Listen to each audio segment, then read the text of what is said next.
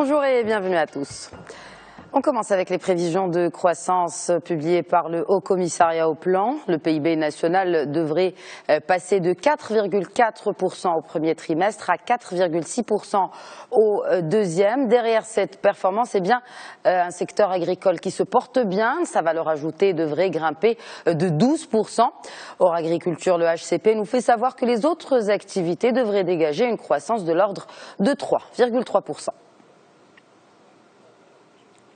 Les travaux de réalisation de l'agropole d'Agadir devraient commencer incessamment. C'est le président de Medz qui l'a confirmé. Pour un coût de 260 millions de dirhams, l'agropole s'étale sur une superficie de 54 hectares. Le site devrait accueillir une centaine d'unités de transformation avec 20 000 emplois à la clé. Total Maroc signe la reprise des introductions à la bourse de Casablanca. Le gendarme de la place vient de donner son feu vert à l'opération qui consiste en la cession d'1 340 000 actions, soit 15% du capital de Total Maroc. Le montant espéré est de 75 millions de dollars. La cotation de Total Maroc se fera sur le premier compartiment de la place casablancaise et la période de souscription s'étale du 11 au 15 mai courant. Et puis le CDVM vient également de donner son feu vert aux eaux minérales d'Oulmes pour une émission obligataire de 300 millions de dirhams. 3000 obligations non cotées pour un taux d'intérêt nominal fixe de 4,2% et une maturité de 5 ans. La période de souscription s'étend du 8 au 15 mai prochain. Financement toujours selon la presse nationale, la Banque centrale populaire viendrait au secours de la Samir.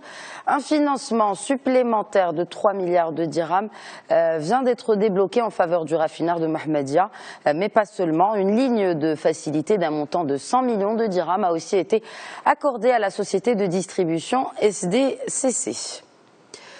La National Bank of Abu Dhabi lance un fonds d'investissement en actions dédié au marché frontières en Afrique et en Asie. Le groupe bancaire émirati compte investir dans des firmes à grand ou moyen capital. Et parmi les pays ciblés, on retrouve le Maroc, la Tunisie, le Kenya, le Liban, la Jordanie ou encore le Pakistan. La taille du fonds n'a, elle, pas été précisée par la banque émirati.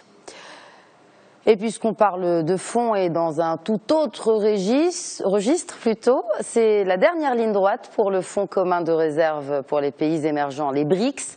Le président russe vient en effet de ratifier l'accord sur sa création. Le fonds sera doté d'une enveloppe de 100 milliards de dollars et c'est la Chine qui est le plus gros contributeur avec 41 milliards. Ce fonds servira à atténuer les pressions à court terme, notamment sur les liquidités.